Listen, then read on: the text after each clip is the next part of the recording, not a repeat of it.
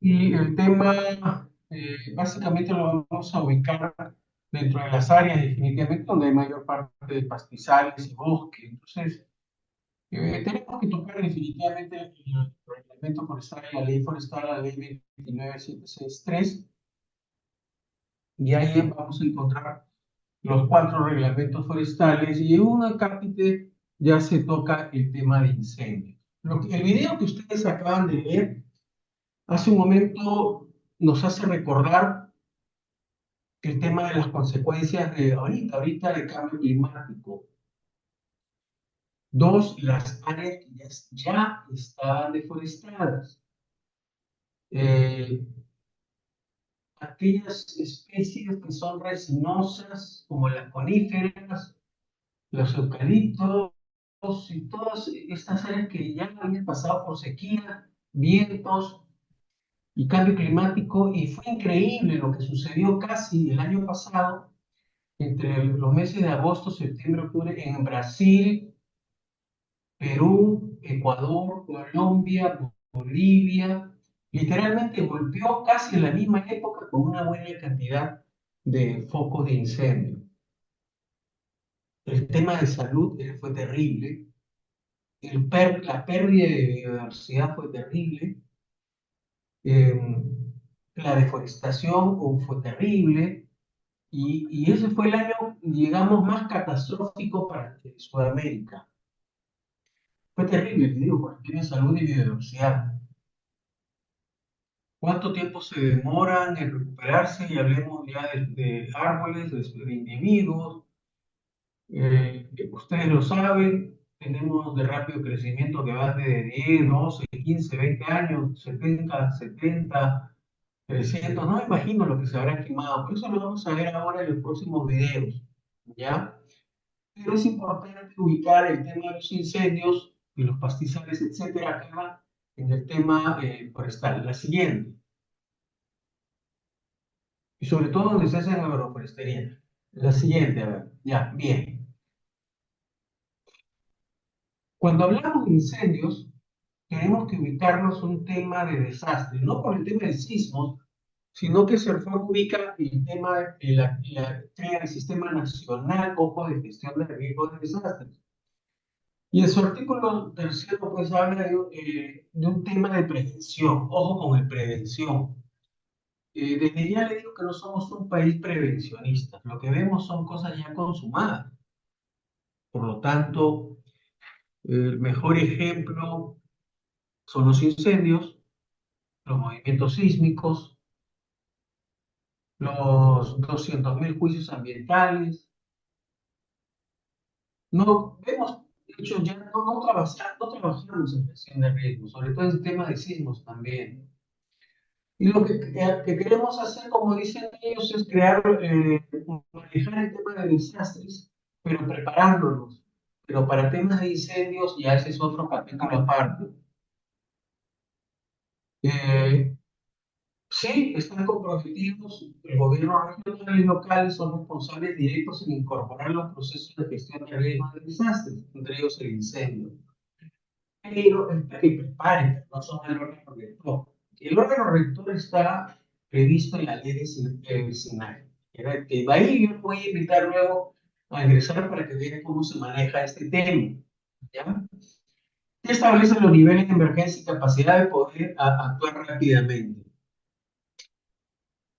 En el fondo es coordinar, pero también hay equipos que tienen que establecerse a nivel nacional, gobiernos regionales y locales, en los tres niveles, incluido en el tema de incendios. La siguiente.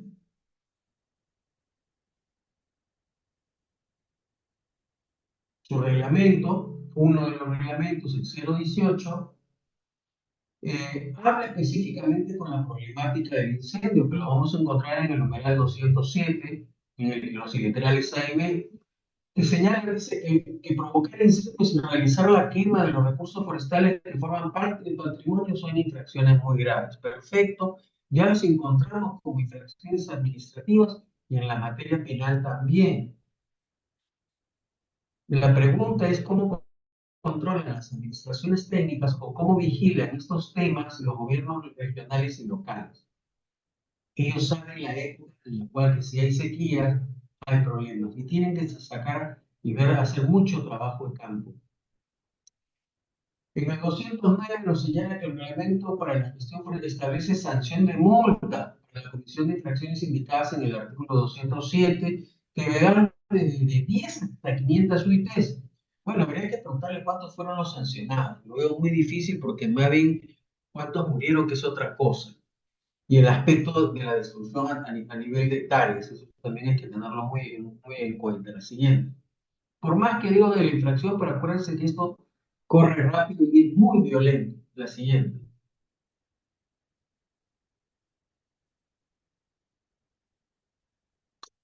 Bien, si nos encontramos también, tenemos que hablar qué sucede con el manejo de residuos sólidos agrarios, que también es otra norma concordada de la ley forestal, la del CINARE, y esta, donde hablan ya propiamente de acuerdo a ras del suelo los restos vegetales de cultivos o cosechas que puedan ser reaprovechados como forraje de animales criados.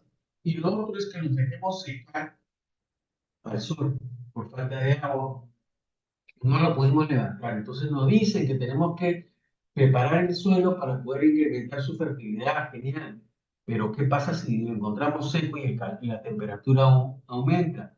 Y dejamos de hacer compostaje como una opción valorizada para sus propios predios. Pero te dicen, está prohibido la quema. Pero si visitamos a algunos amigos en Pucallpa, hay épocas en las cuales el cielo está oscuro. Y es que lo que hacen muchas veces es quemar, algunos no manejan muy bien el tema de residuos y queman los restos de madera, de madera, los residuos que quedan.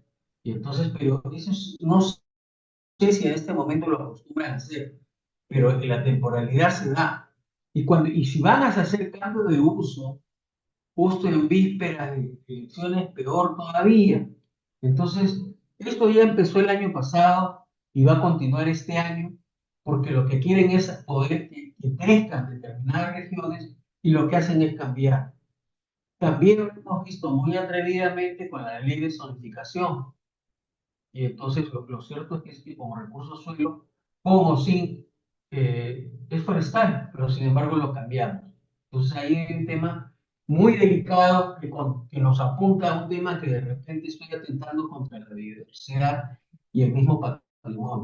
La siguiente.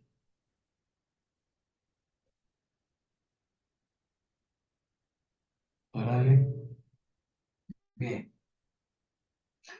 En el Código Penal ya hemos dicho que te dice en el artículo primero que este código es eminentemente preventivo. Nos está llamando a las autoridades administrativas a que deben de actuar preventivamente. Acuérdense que los delitos forestales requieren de un informe fundamentado a la par del artículo 149 de la Ley General del Ambiente, pero te dice que son la ley penal en blanco. Entonces traslada un nivel de responsabilidad a los entes y a los gobiernos regionales con sus informes. Lo mismo sucede en este 310 que establece que los delitos contra los bosques o formaciones boscosas será reprimido con pena privativa, libertad no mayor de 4 ni mayor de 6. Simplemente que te está diciendo de una destrucción. Reprimido, dice que está dando prestación sin contar con permiso, licencia, autorización o concesión otorgada por el Convenio, destruye, quema, daña o tala todo en parte los bosques u otras formaciones boscosas, sean naturales o de plantaciones. Bueno, en el tema de plantaciones es por el tema privado, pero también puedo utilizarlo para el tráfico. Pero si comienzas a quemar, hablamos de contaminación y entonces ese interés difuso sí le cae al vecino y a los que están alrededor. Entonces, ahí el tema que hay que manejar muy bien los verbos de quemar, destruir, dañar o talar. Luego viene el fortalecimiento del Sistema Nacional de Gestión de Riesgos, con la de junio del 2018, y eso está relacionado con las funciones de los gobiernos regionales y locales en materia de defensa civil. ¿Qué quiere decir? Le está trasladando funciones y que le trasladan directamente el cargo al alcalde para no cumplir funciones en materia de defensa civil a que se refiere la ley. Entonces ahí sí le está trasladando responsabilidades a los alcaldes en materia de prevención, que tienen que trabajar. Y ahí sí tienen que tener no solamente presupuesto, sino que también tienen que tener presupuesto para poder sancionar, es decir, el planefa. Ya, la siguiente. Miren cuántas normas, por favor, en materia de salud comenzamos a trabajar. Te lo dice la Ley General del Ambiente, que lo dice la Ley Orgánica de Recursos Naturales, y lo dice también la Ley Forestal. Tres normas. La Constitución también lo dice. En el fondo te dice que es patrimonio forestal y fauna silvestre, dice los ecosistemas forestales y otros ecosistemas de vegetación. Estamos hablando de ecosistemas terrestres, básicamente. Los recursos forestales y fauna silvestre son mantenidos en su fuente, tal como está. Te habla de la diversidad biológica, forestal y fauna exterior, incluyendo los recursos genéticos asociados.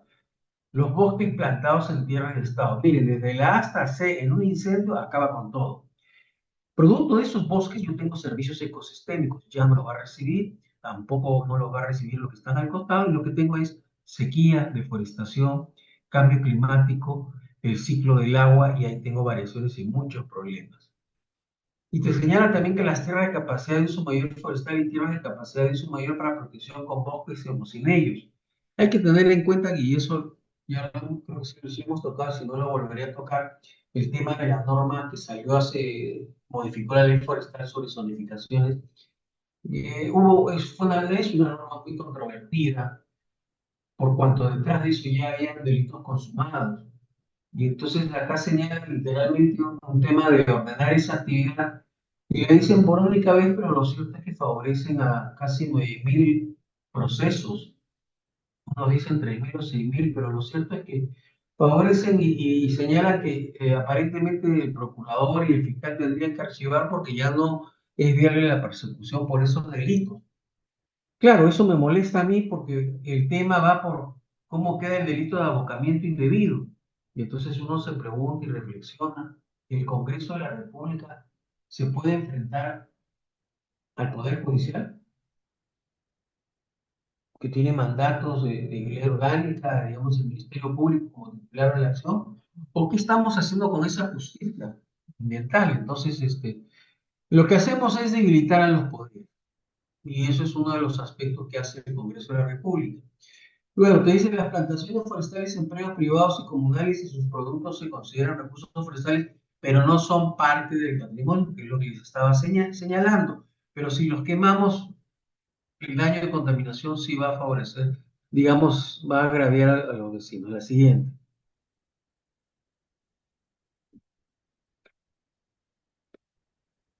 Bien, esto nos dice que en cualquier lugar donde estén ubicados los recursos forestales, si sabemos que en el Perú tienen aproximadamente 67, 68 millones de hectáreas, que es el patrimonio forestal.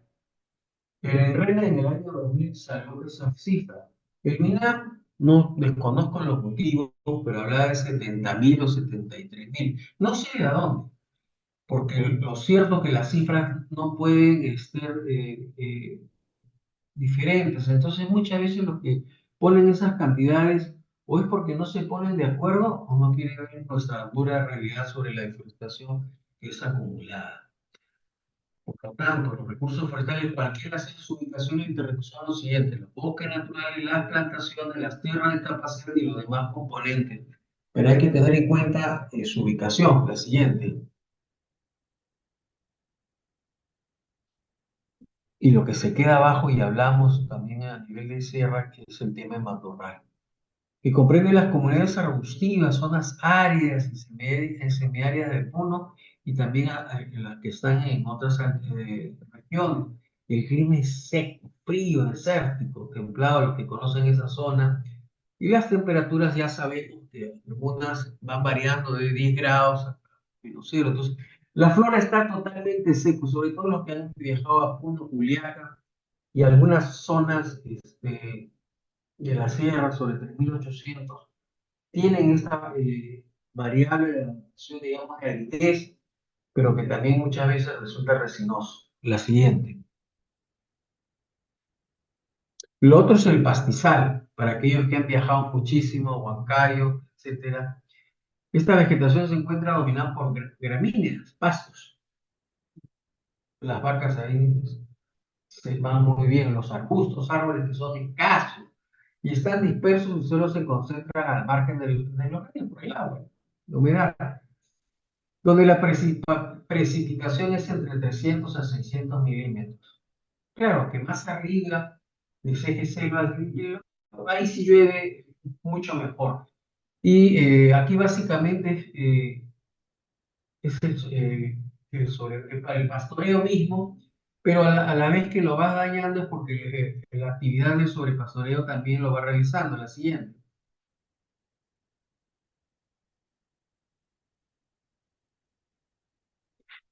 Acá viene el problema. ¿Qué pasa si justo en ese momento tenemos aumento de la temperatura, tenemos sequía y por meses no ha llovido? Las condiciones son perfectas. Y entonces un incendio forestal es lo que se va a presentar, es casi seguro. Pero casi el 70% o el 80% es ocasionado por tema antrópico, por desconocimiento, o porque simplemente las condiciones fueron perfectas de viento y ahí empieza el origen o está en peligro. Pero yo como alcalde, si yo sé que la situación está poniéndose peligrosa por la sequía, lo primero que tengo que hacer es ir y conversar y sacar y hablar con los campesinos y tratar de al menos liberar un poco con agua, abrir transectos, etcétera, y trabajar con espacios para evitar estos temas. Pero sobre todo, tener que conversar. Y para eso requieres de un planefa, de presupuesto, de salir al campo para poder conversar con los campesinos. La siguiente. Los efectos son terribles. Todos los animales menores, los más pequeñitos, van a ser afectados. Hay favorecimiento y aparición, desaparición de especies, erosión del suelo, modificación de la calidad y el régimen de campos, etcétera. O sea, todo se quema, todo, absolutamente, y realmente va a variar totalmente el paisaje. La siguiente.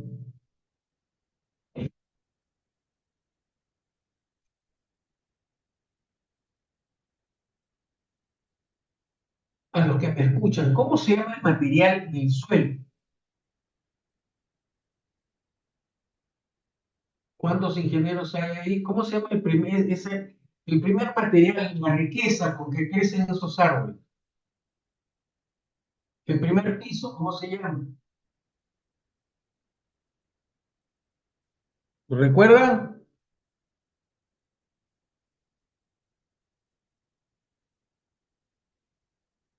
¿Están ahí? ¿Hay ingenieros presentes?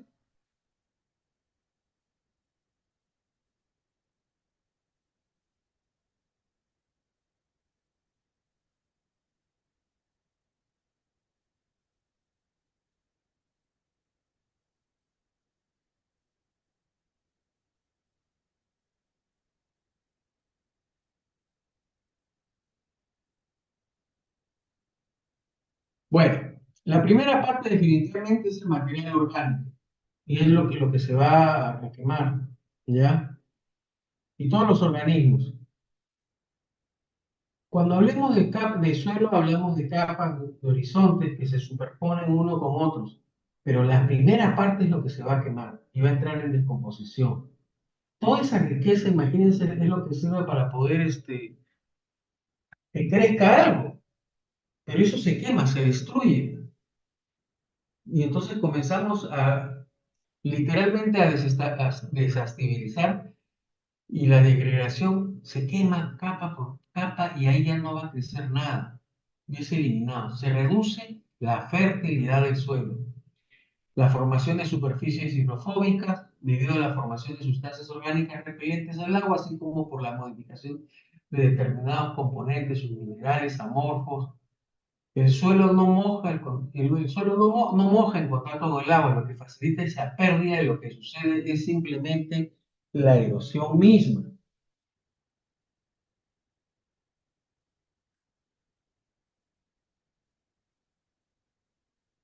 Esto implica que comenzamos a desplazar las capas de la superficie misma del suelo y definitivamente les vamos a disminuir esa productividad para las especies forestales. La siguiente.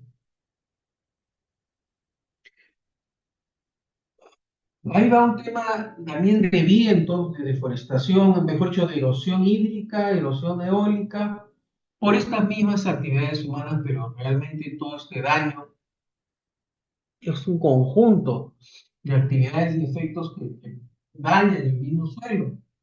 Y lo que hace es definitivamente matar a los organismos más elevados y definitivamente a temperaturas muy altas.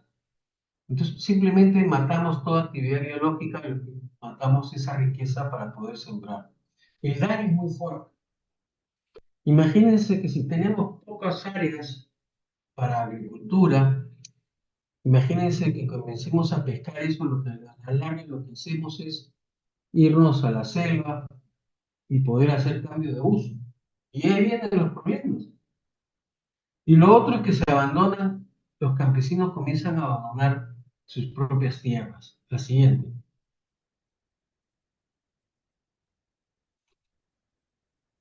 Ok, hay efectos socioeconómicos, sí, pues para las carreteras cortadas, interrupción del servicio eléctrico, telefonía móvil, destrucción de hogares, pérdida de vías, y etcétera. Y esto es terrible, es el video que acabamos de ver hace un momento, que qué es lo que sucedió como fenómeno el año pasado. Y realmente para el Perú también fue muy fuerte. A ver, mi estimado, pon el siguiente video para entrar directamente.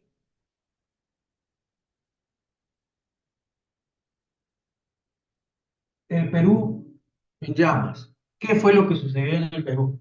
Hemos entrado a Sudamérica, pero miren lo que sucedió en el Perú.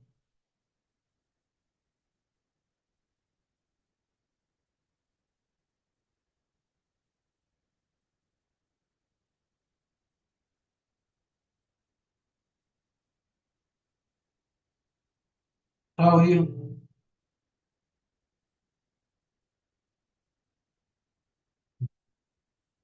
audio, audio.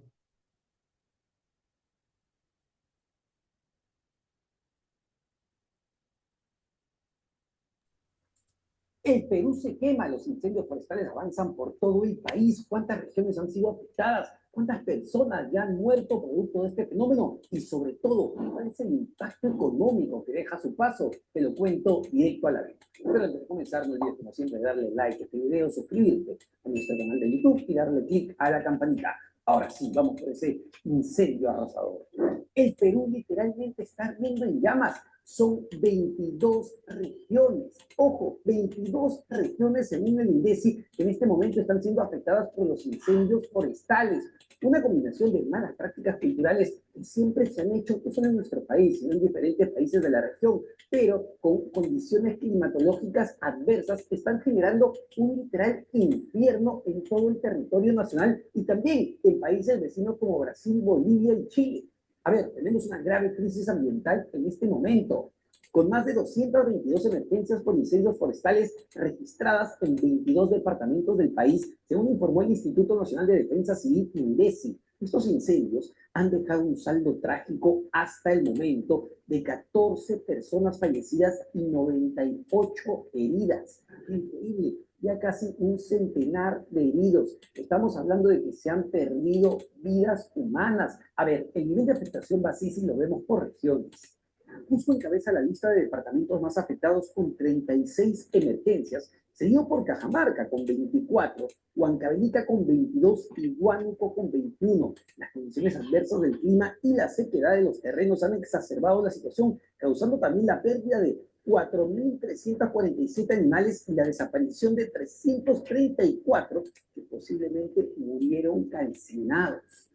Además, en uno de los reportes ya hablábamos de 3.300 hectáreas afectadas justamente por estos incendios forestales, pero en este momento ya, cuando ya está en 22 regiones del país, muy probablemente la cifra solo aumente. Insisto, el impacto en vidas humanas, el impacto en cultivos, el impacto en animales, en la agricultura, es ya significativo en este momento, pero para entender este fenómeno, ¿cuáles son las razones de que esto se haya salido de control? A ver, como decíamos al principio, esto tiene que ver con varios factores que lamentablemente se han combinado y han generado y han desatado en realidad este literal infierno que vivimos en el país. Tiene que ver con la mano humana en principio, tiene que ver con una práctica muy común lamentablemente en todo el territorio nacional, sobre todo en la sierra y en la selva, que es la deforestación, que es quemar justamente hectáreas, tiene que ver con malas prácticas culturales y con mitos, pero también tiene que ver con factores climatológicos que lamentablemente han sido sumamente adversos este año. Vayamos en detalle. A ver, el experto en fenómenos naturales, Patricio Valderrama, explicaba en una columna en gestión este fenómeno. Patricio decía que el fenómeno del Niño, intensificado por el cambio climático, ha causado una sequía extrema, reduciendo las lluvias y aumentando las temperaturas. Estas condiciones han facilitado la propagación de incendios potenciados, además por actividades humanas como la quema agrícola y la deforestación, que ha reducido la cobertura forestal de la Amazonía en un 18%, según datos de la WWF.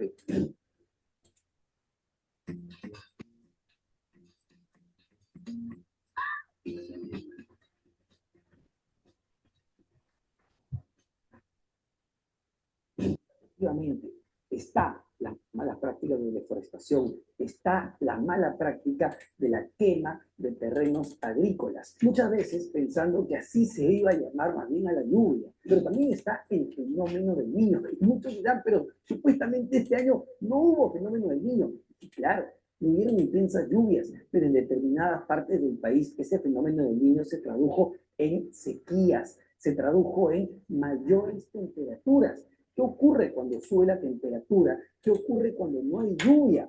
Lo que ocurre es que cualquier chispa puede generar un incendio. Y eso es lo que está ocurriendo lamentablemente. La sensación térmica en la selva peruana es de 43 grados centígrados. 43 grados centígrados. La selva, además, está atravesando por un periodo de sequía sumamente intenso que está afectando una serie de cultivos y que está afectando el tipo de vida justamente en estas zonas del país. Solo para ponerles un ejemplo, la falta de lluvias y las sequías que se están produciendo en la selva generaron que el caudal de los ríos disminuya y disminuía a razón de 5 a 8 centímetros por día. ¿Qué pasa cuando el río disminuye? ¿Qué pasa cuando el caudal no es suficiente? Bueno, los barcos no pueden transitar porque necesitan un caudal determinado para poder transportarse. Eso está generando en Loreto desabastecimiento de una serie de productos, desabastecimiento de combustibles, según advertía la Autoridad Nacional del Agua. Entonces, es un problema mucho más complejo que tiene que ver efectivamente con la mano humana, que tiene que ver con malas prácticas que se vienen realizando en nuestro país y en otros países, hay que decirlo, de quemar hectáreas agrícolas, de quemar terrenos agrícolas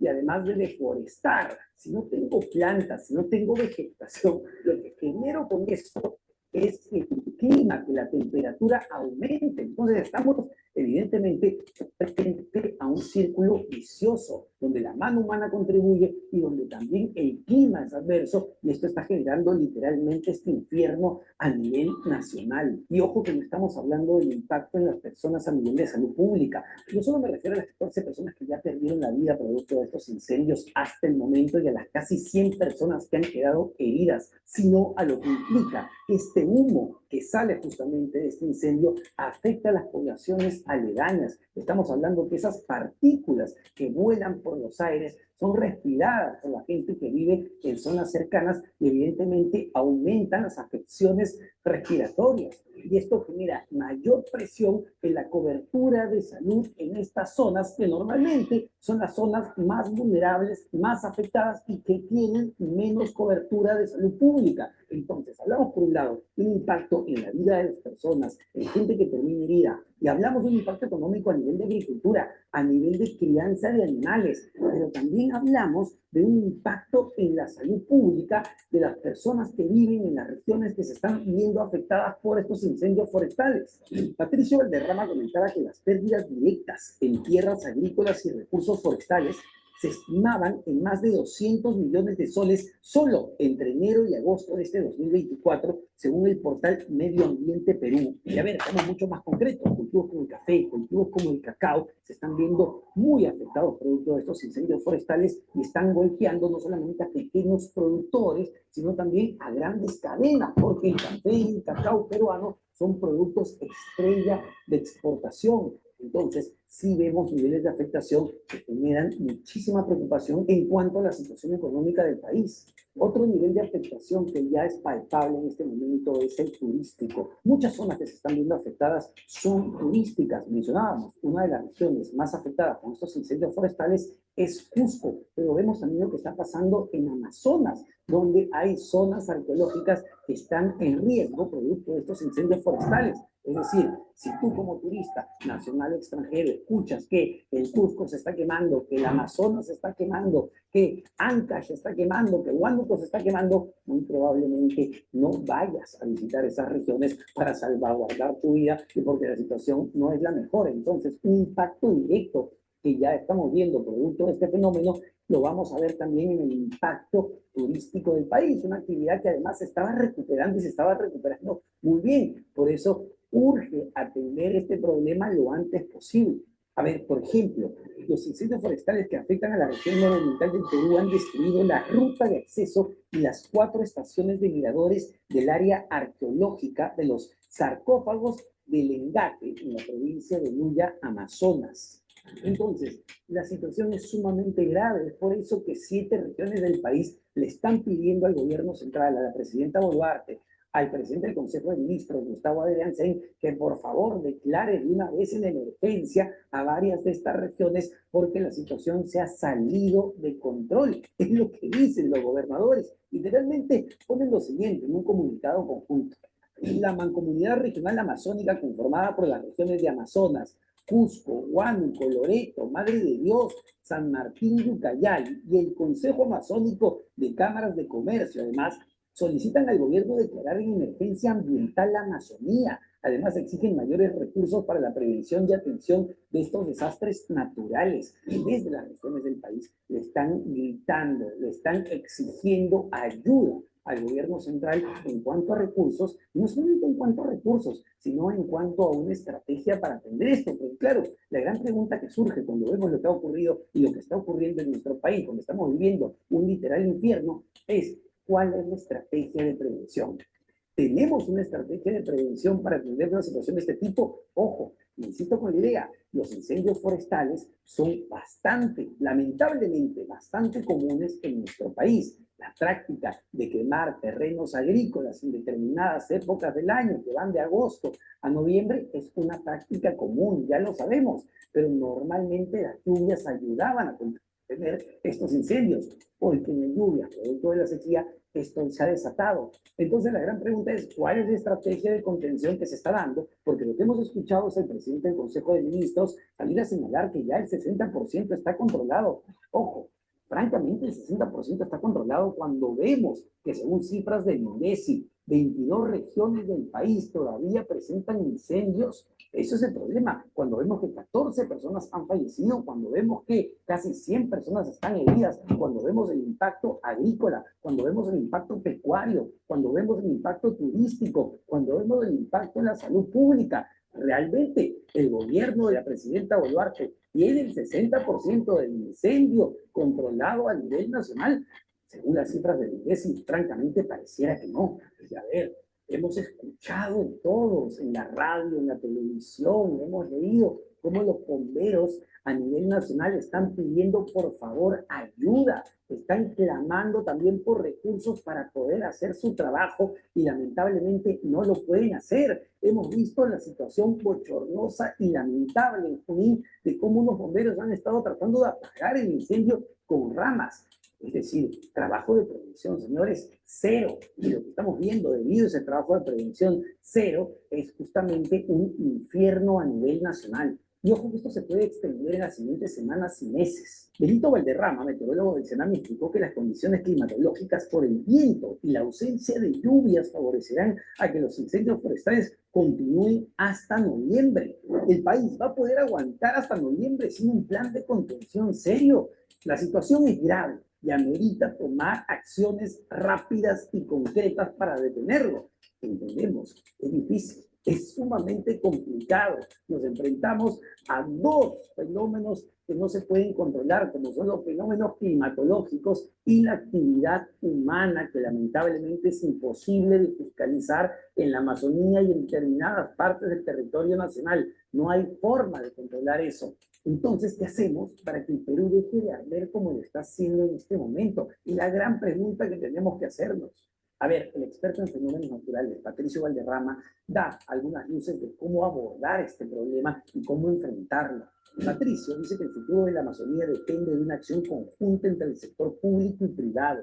Es crucial invertir en la conservación y reforestación de los bosques, así como en la adopción de prácticas agrícolas más sostenibles. La comunidad internacional también debe involucrarse, ya que la Amazonía es un recurso global cuyo deterioro afecta no solo al Perú, sino al mundo entero. Ignorar, dice Patricio, esta crisis no es una opción. Las pérdidas económicas y ambientales seguirán creciendo y el costo de la inacción será incalculable.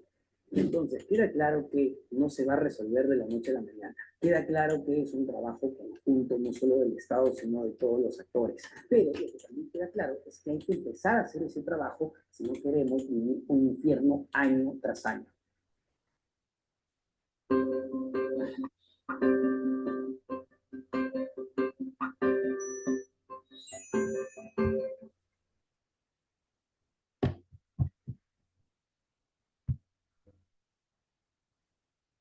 Bueno, este video es muy fuerte. El que acabamos de ver explica todo. Es muy concreto lo que pasamos o lo que sucedió el año pasado. Estamos en julio, literalmente, julio, agosto, septiembre, octubre. La pregunta es cómo nos estamos preparando ahorita para este nuevo año, y ahí hay responsabilidades del ente rector. Como les dije, el gobierno no es prevencionista. Y lo otro es que no hay presupuesto, no hay planefa para salir, no solamente para fiscalizar y supervisar y sancionar, sino que no sale Agricultura a prevenir.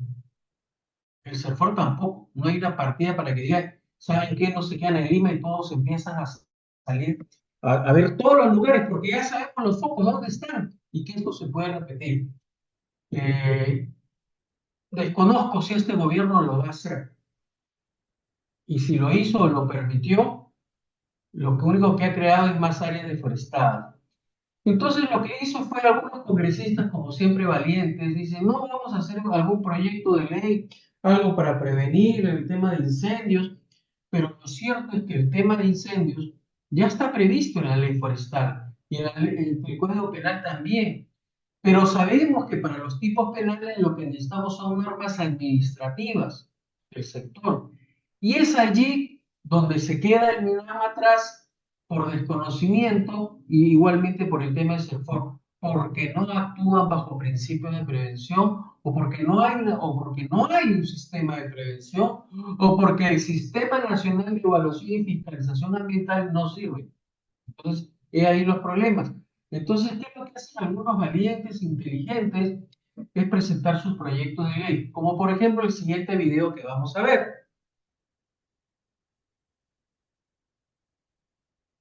Proyecto de ley de prevención. A ver, ¿qué nos dice?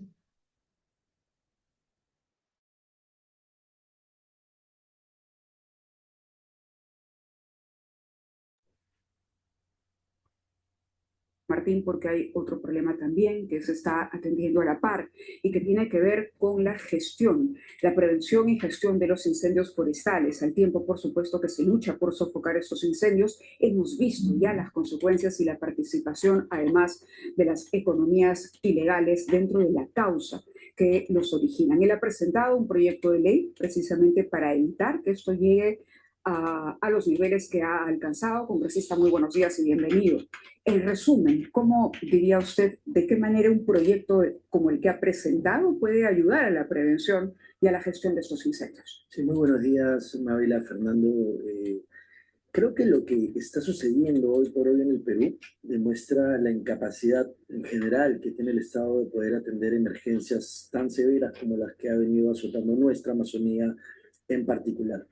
Y creo que desde el Congreso tenemos que hacer una exhortación al Ejecutivo para que lo que primero tiene que suceder es que como Estado tenemos que basarnos en el principio de realidad.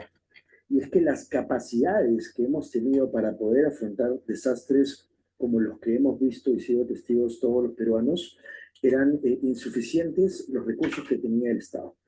Y no podemos basarnos en respuestas digamos, poco afortunadas del Premier y del gabinete en general en relación a las acciones que han venido haciendo.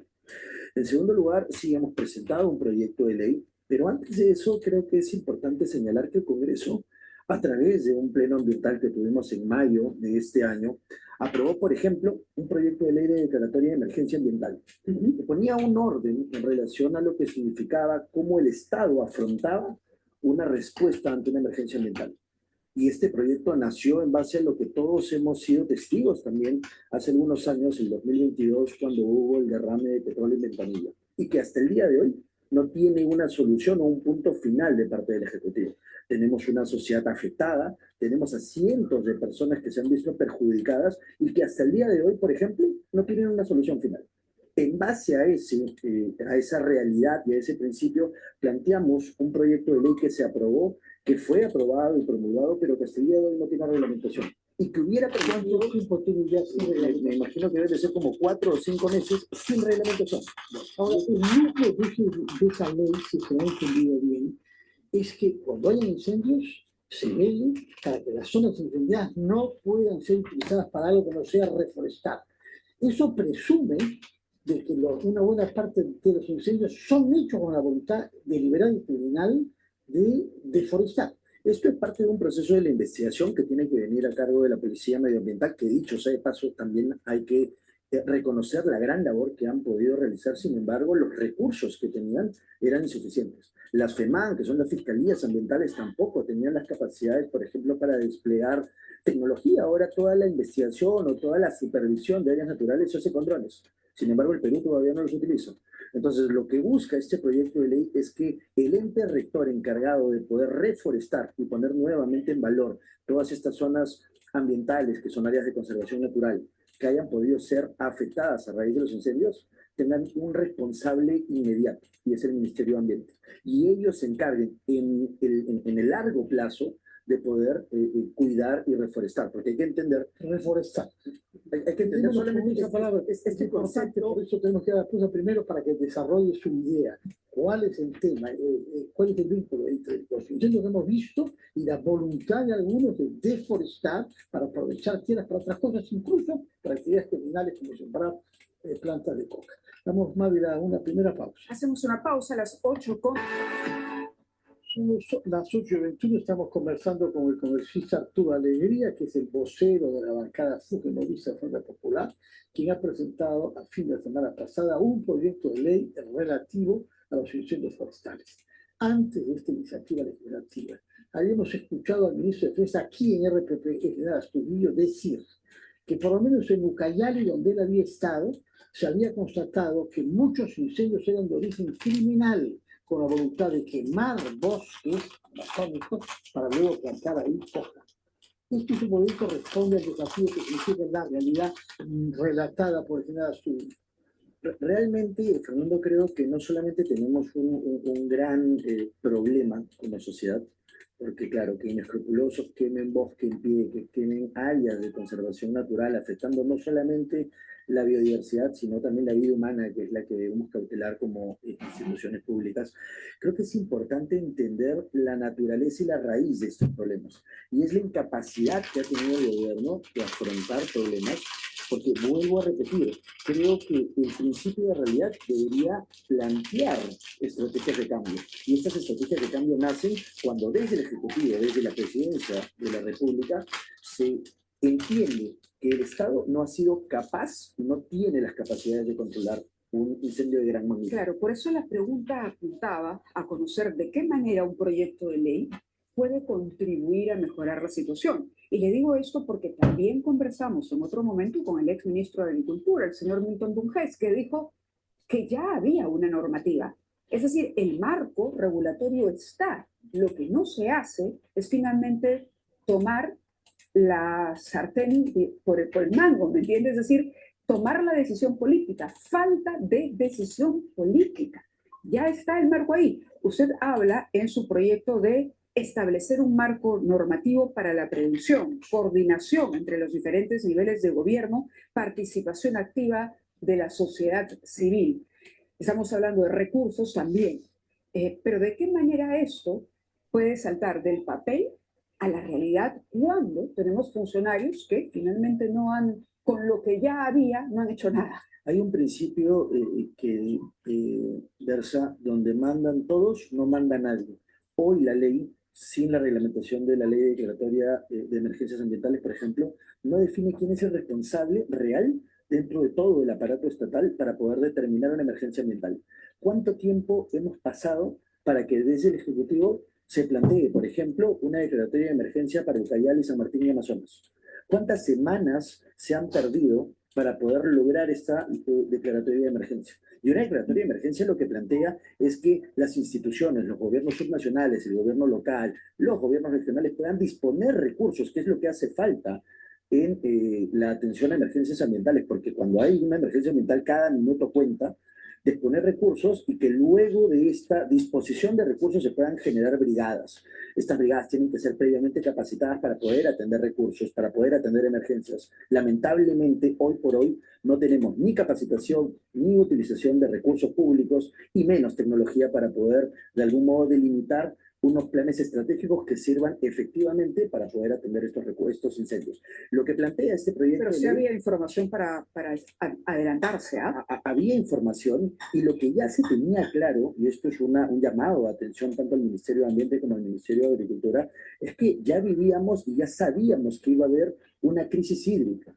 Es, digamos, lógico que desde los ministerios, tanto sobre todo del ambiente, tengan un plan operativo, porque se sabía que iba a existir un riesgo hídrico en muchas de las zonas del Perú. No, el Ministerio del Ambiente, el Ministerio de Agricultura, permítame incorporarlo en la lista. Básicamente son estos dos, tanto CERNAM, que es el encargado de poder supervisar y controlar todas las áreas naturales, y CERFOR, que de algún modo tiene también un plan operativo de acción. No es posible, Mávila, Fernando, que mandemos a nuestros brigadistas con batefuegos para poder atender estos incendios. Es insostenible una política medioambiental que no cumpla con requisitos mínimos para poderle entregar a las personas que atienden estas emergencias recursos y logística necesaria, ¿no? Usted es un representante por la región de San Martín, zona de selva, conoce perfectamente cómo se ha ampliado la superficie agrícola dedicada al cultivo de coca ahí, y ha seguido sin duda de cerca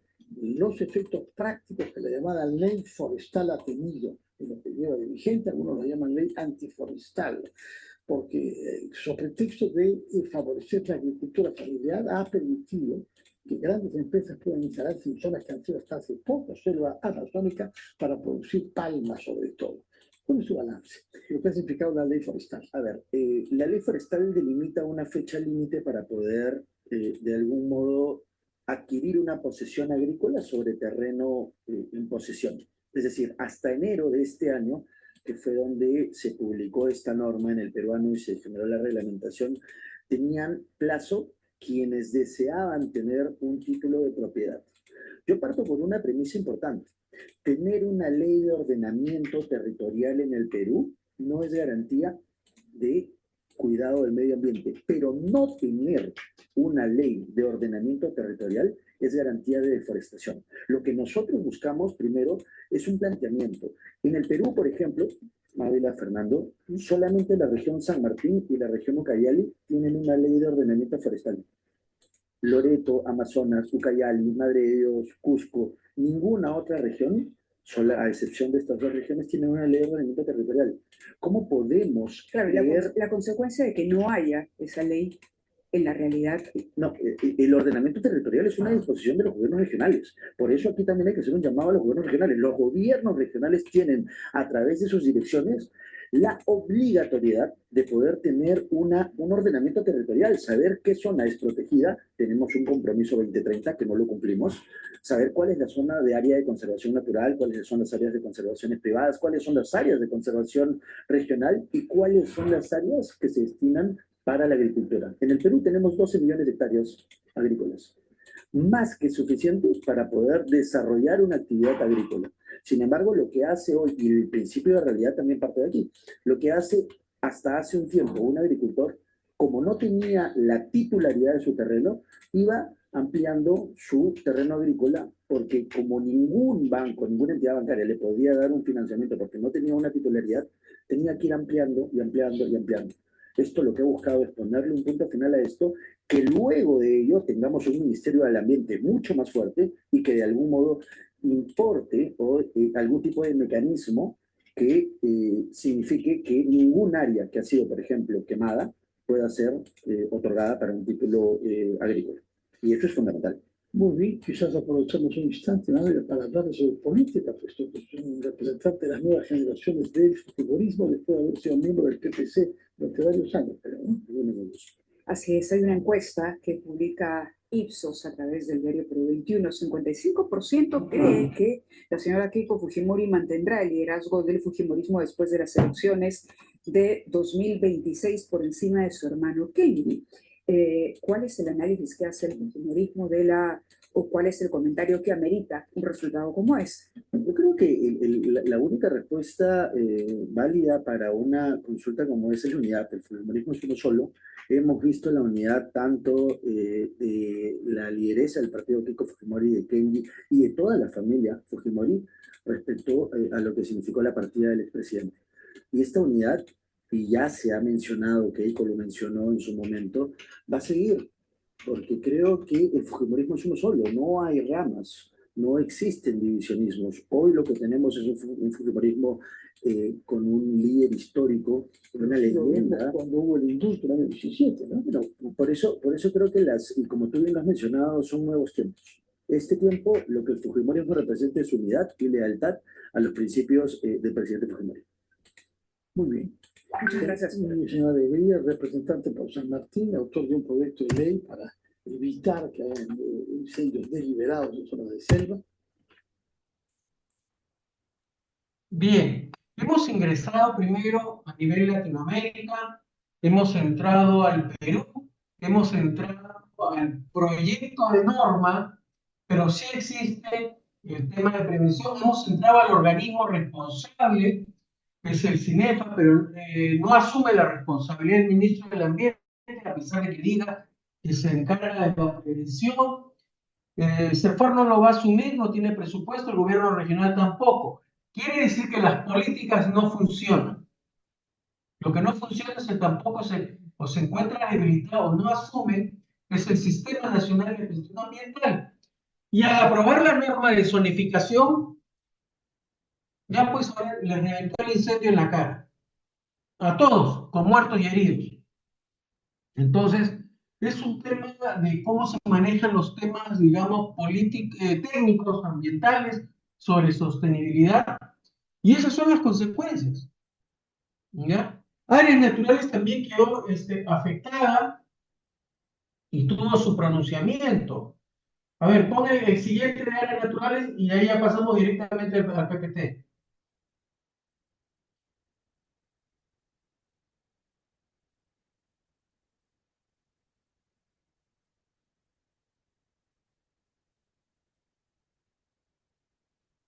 El siguiente es relacionado a los incendios con impactos en áreas naturales protegidas.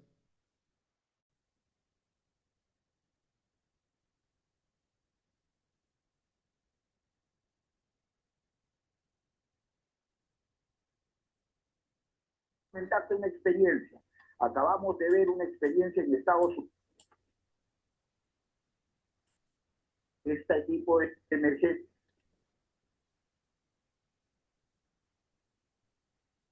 Este tipo de emergencias es totalmente distinta a las que estamos acostumbrados. Claro. Y solo comentarte una experiencia. Acabamos de ver una experiencia en Estados Unidos donde un incendio forestal en un parque nacional, el Parque Nacional Sequoia, la inversión es de $30 millones, más de 1.500 personas en un solo incendio. Y, estimado amigo, tampoco no se puede controlar. Tienen medios aéreos en abundancia. La topografía no es una limitación. El dinero no es una limitación.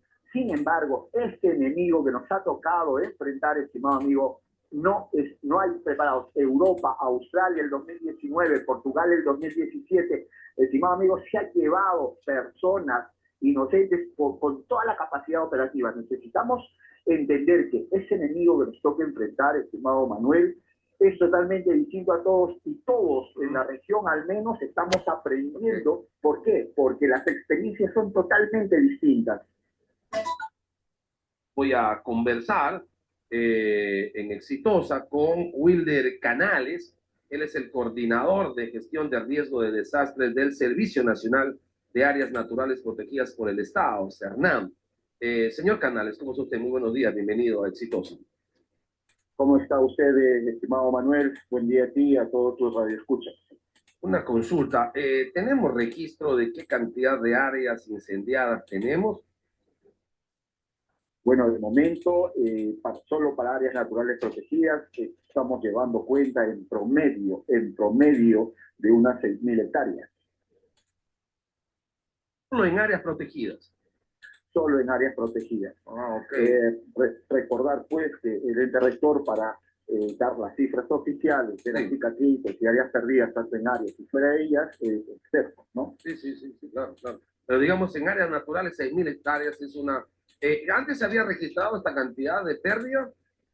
Bueno, el año 2020 hemos tenido cifras superiores a las 22.000 hectáreas, ¿no? Entonces, si bien es cierto, la temporada es bastante fuerte este año, pues nosotros desde el CERNAM, desde las jefaturas de las áreas naturales protegidas, hemos implementado diversas acciones de prevención y sensibilización. Por ejemplo, a partir de una herramienta denominada la mochila de prevención forestal, ¿no? En donde nuestros guardaparques ingresan a las comunidades y a través de conversaciones, diálogos, dinámicas, pues construimos en conjunto un mensaje de cómo conocemos el fuego y qué medidas debemos realizar para evitar el riesgo o la pérdida de personas humanas y sus medios de vida, ¿no? Es parte de nuestro trabajo. Ya, ¿y qué recepción están viendo? La gente va entendiendo, sienten que por lo menos menos gente tiene esta práctica que ya estamos viendo es tan nociva. Efectivamente, como te decía, las cifras lo están demostrando. Veamos cómo terminamos la temporada.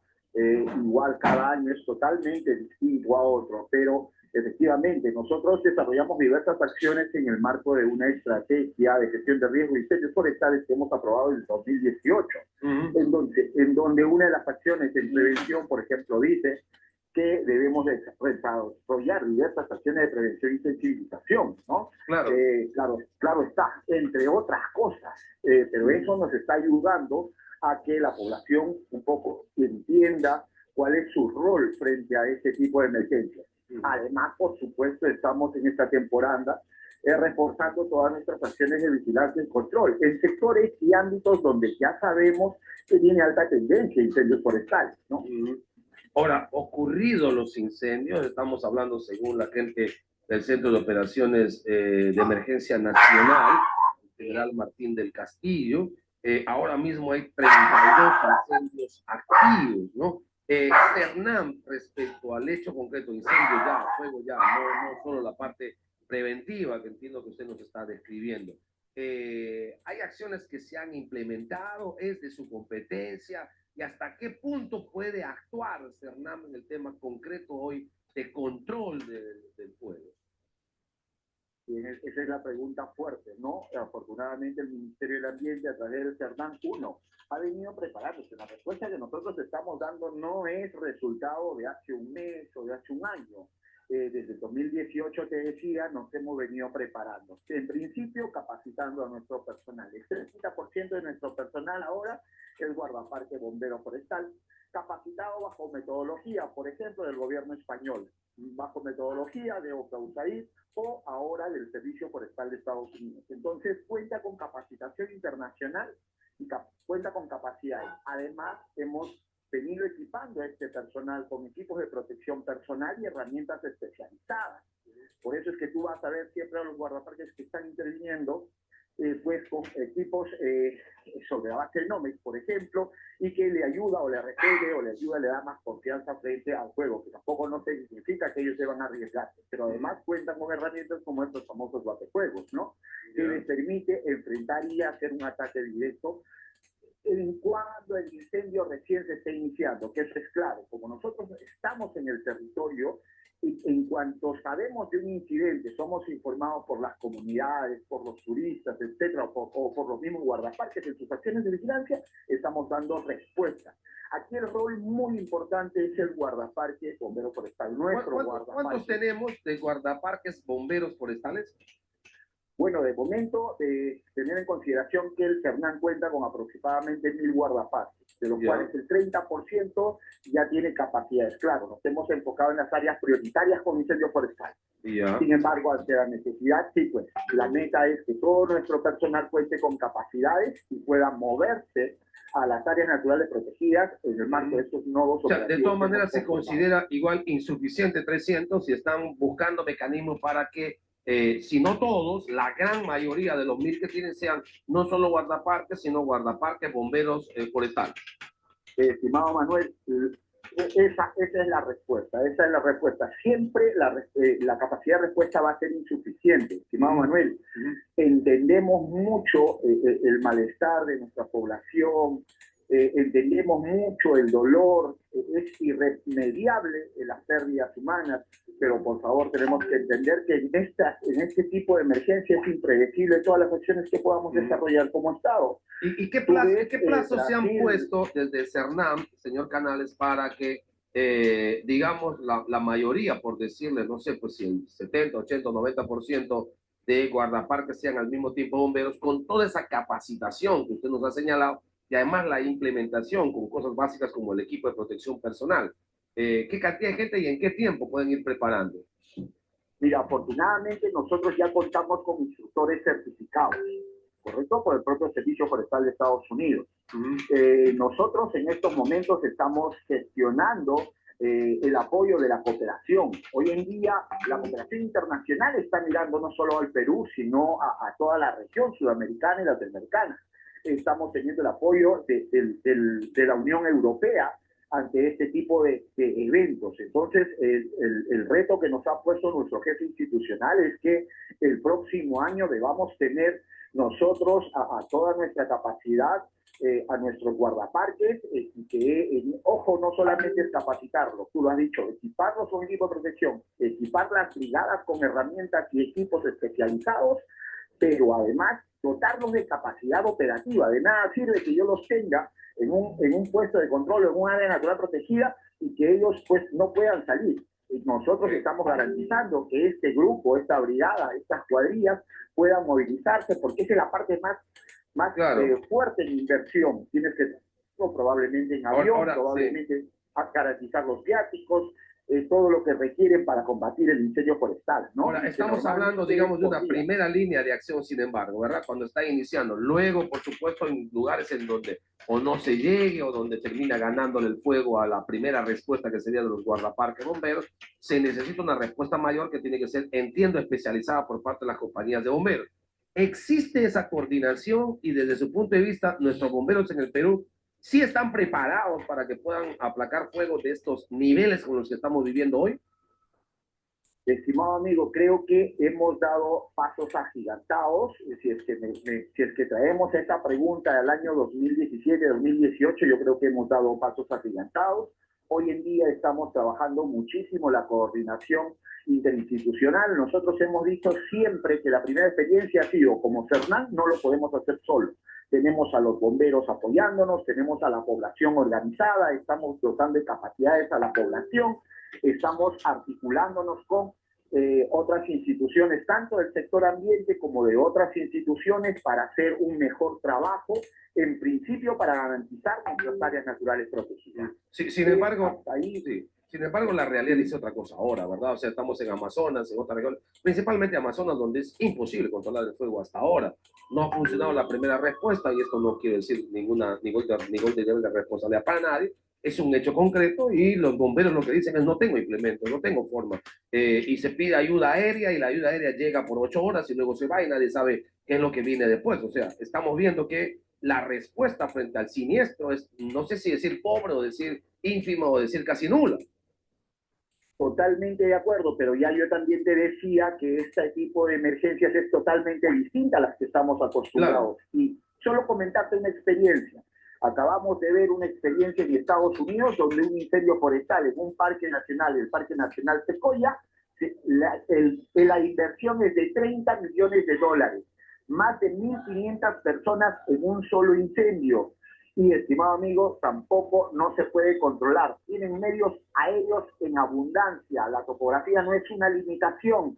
El dinero no es una limitación. Sin embargo, este enemigo que nos ha tocado enfrentar, estimado amigo, no hay preparados. Europa, Australia el 2019, Portugal el 2017, estimado amigo, se ha llevado personas inocentes con toda la capacidad operativa. Necesitamos entender que ese enemigo que nos toca enfrentar, estimado Manuel, es totalmente distinto a todos, y todos en la región al menos estamos aprendiendo. ¿Por qué? Porque las experiencias son totalmente distintas. Nuestro ahora en Amazonía, lo de Bolivia con los pantanales, lo de Brasil con otro tipo de ecosistemas, lo de Chile con los pinos. Cada respuesta es totalmente distinta. Sí, estoy seguro de eso. Te agradezco mucho. Wilder Canales, coordinador de gestión de riesgo de desastres en Cernama, hablando precisamente de esta situación lamentable.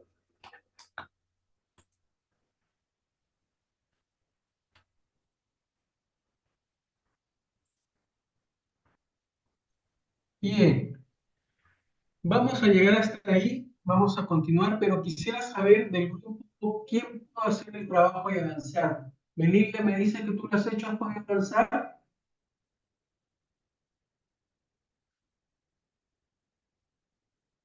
Hola, ¿quién pudo avanzar con el trabajo?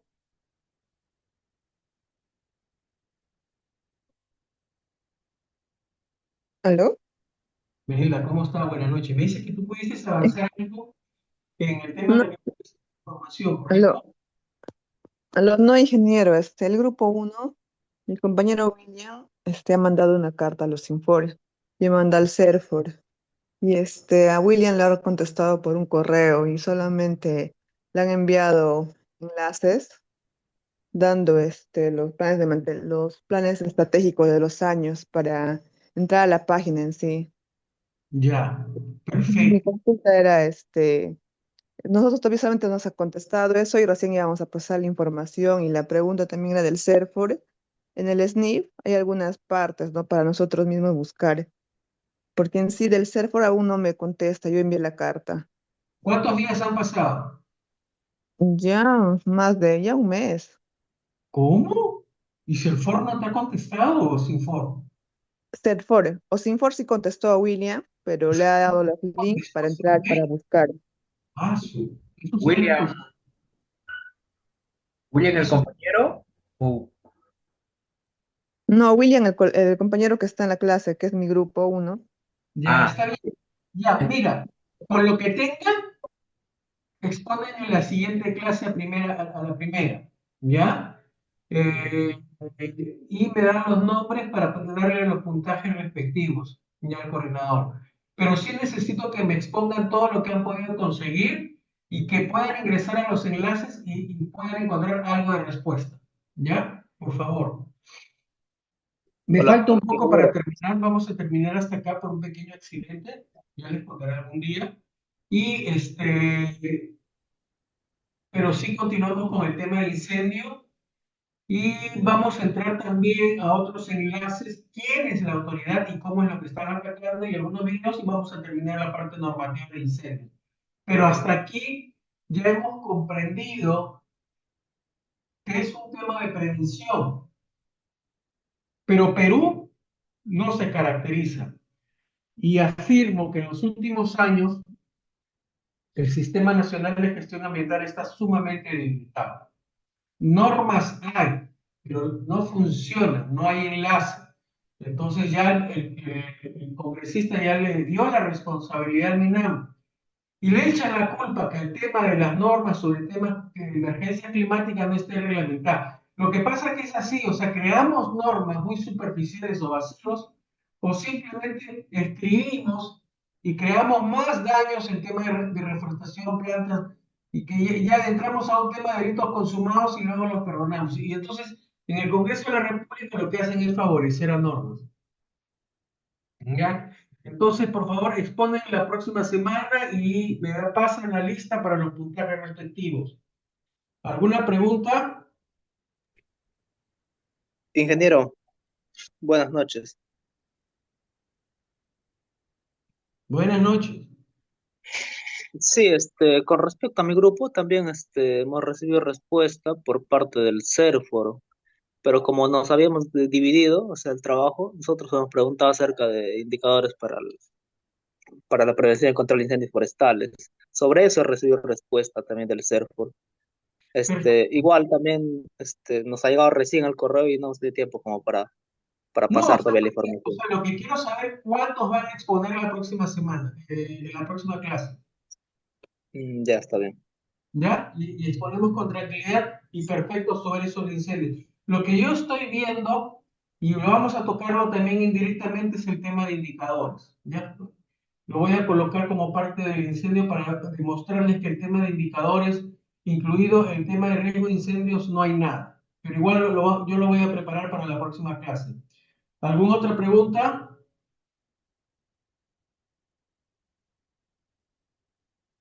Entonces quedamos en que exponen, por favor, los dos grupos, me pasan los nombres y estamos exponiendo. ¿Ya? Y ahí terminamos incendios y terminamos con la exposición. ¿Alguna otra pregunta?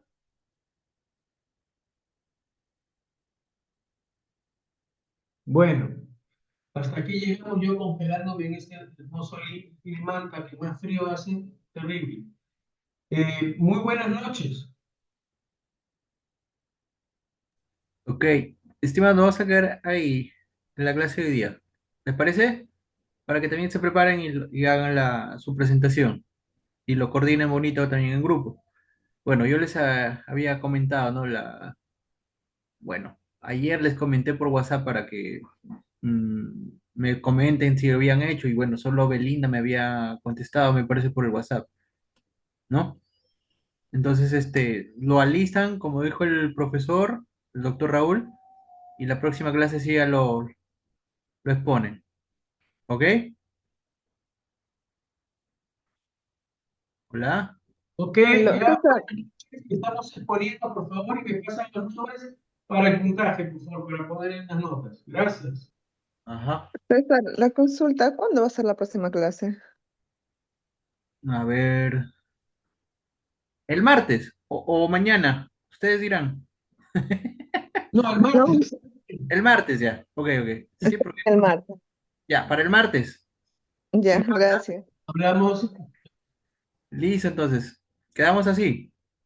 ¿Ok, amigos? Estimados. Como dicen, guerra avisada.